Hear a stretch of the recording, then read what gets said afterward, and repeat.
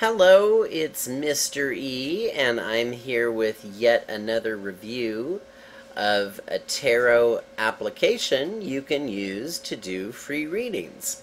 So, today we're going to be looking at a wonderful piece of software as opposed to a website. I've done previous reviews on websites, but today we're looking at a piece of software you can install on Windows-based PCs, and it is called Orphalese Tarot.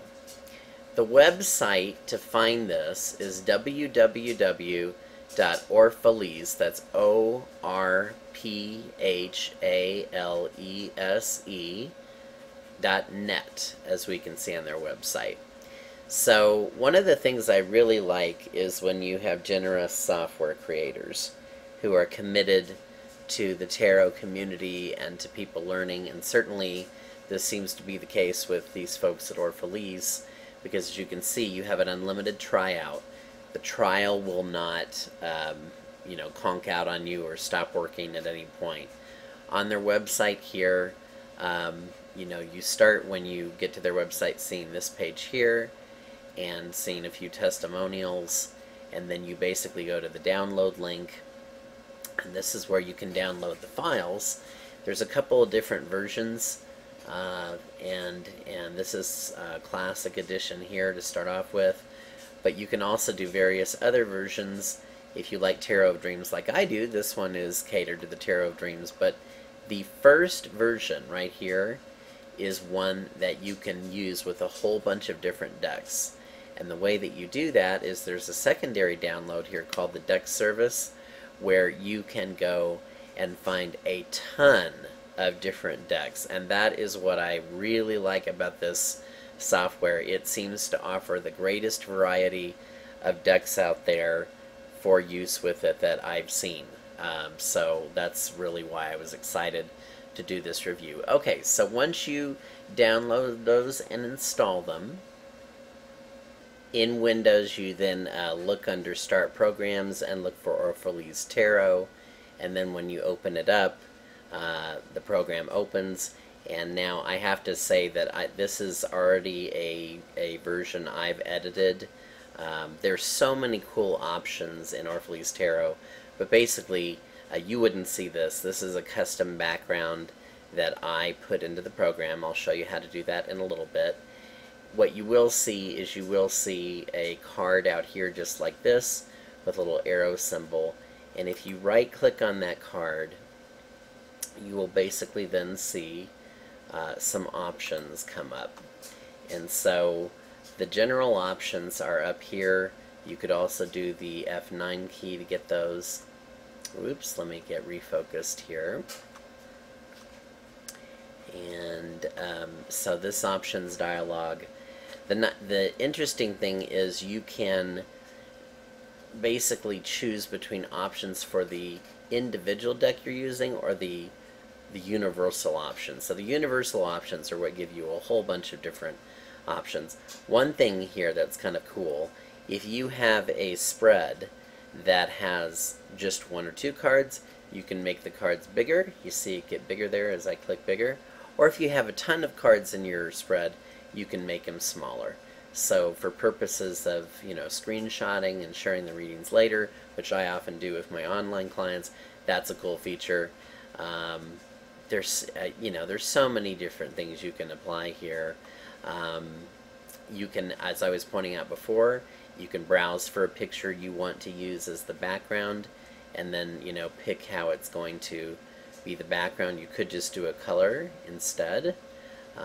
Let's see if you can tell. As if you can't tell that I like the color purple, and then apply. You could just have that as the background. I guess maybe you have to get rid of the picture. So anyway, and let's see if that works. If we clear it out and then apply. Aha, that's how you do that. So you can change the background. You can change a whole lot of other things in here. So I will leave it to you to explore.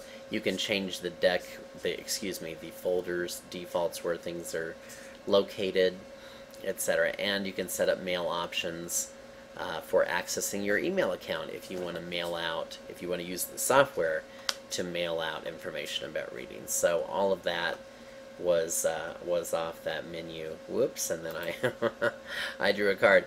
If you want to clear the cards, let's see. I'm just going to move this a little bit so you can see the options a little easier. You can gather cards to clear cards that you've drawn. So now we're getting into the during the reading settings. So what all can you do? Well, here's shuffling. You can do a regular shuffle or a seated shuffle. You can also sort, and remember I said earlier that you can load different decks. So when you go to My Decks, and here let me move it over a little bit more. When you go to My Decks, you can go and load different ones you've already loaded, and you should also be able to go and load other decks from the Tarot Finder service. Now that service is down here. It's called P2P, which stands for Peer-to-Peer File Exchange. And when you do that, you get this warning that comes up, and then it opens up a connection to their server, and sometimes it can take a little bit, but eventually it should pop up here, and there it comes, and you can basically look. I just usually hit the hourglass there, and it brings up a huge list, many pages long, of all the different decks. Now, one thing I will say, and I am using the free version, once you have picked your third deck, that's it. You're limited to that unless you go ahead and upgrade and up to the full version. And when the software starts up, you usually get prompted for a code. So if you had bought the full version and had the code, the first time you open the software after that, you'd put it in, and then you'd be good. But anyway, if you want to get a different deck, all you really have to do is double click, and then it loads. So and then also you can share decks out of your interface, and then there's some other options as far as how they display.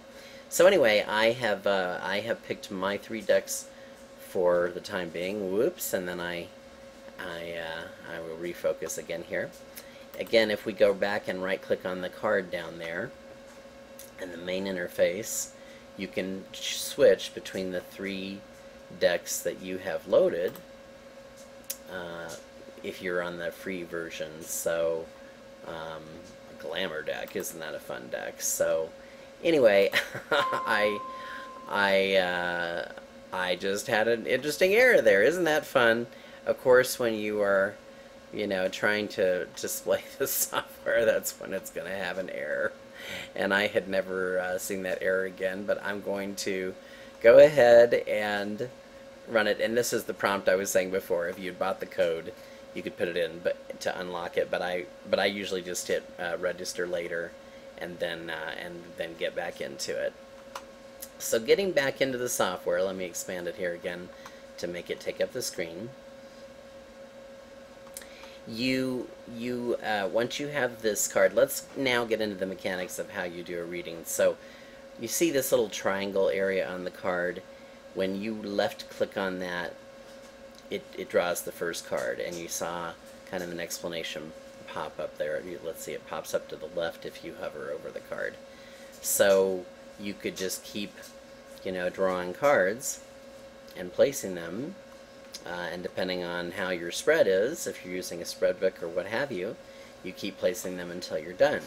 Now, another cool way to do it, if you don't want to trust that you have a full deck there and you actually want to see it, you can pick free selection, otherwise known as F4, and then you have the whole set of spread, and go back and forth, and just left click to pick whichever one you land on, and you can start adding more cards. Now I'm going to turn that off, since it's pretty wide there. So I just really like this software. It's very versatile. And then the only other thing I think I want to add is is that you should be able to do a screen image to take a picture, and then it pops up this interface here, and you can save that picture on your computer, wherever you want it to be, and then you could send that picture out as the, to someone you're reading for remotely, etc., or yourself if you want to remember it. And you can also just compose a message and send right in this interface. So you have some crop ability here. If you don't want all the space, you could crop it and bring it kind of smaller. So let's see, I think they give you the draw tool there, and then if you hit crop, it zooms in. So isn't that nice? You can also print it. So a whole lot of flexibility, variety there. Despite that strange little error, I'm not going to blame them for that. That might as well just be my computer. But I'm going to give this package a 10. This is the most versatile package I have seen as far as software, the most customizable, that lets you do just what you want, and I love the variety of decks and all of the options to it. So again, this has been Mr. E reviewing the Orphalese Tarot software. I am really glad you tuned in today. Please do yourself a favor and download this software if you're a professional reader and you do phone readings. It is great being able to send screenshots of software on a nice, neat screen and not having to do photos of manually done readings, or you're laying cards out on a table where you have to worry about lighting and you have to worry about several other things you don't have to worry about here. So I've used this regularly for remote phone readings, and I really like it. If you have any questions, I'm at mretarot.com, and I will be happy to answer those questions or do readings for you. Thank you for listening, and I look forward to doing another review very soon.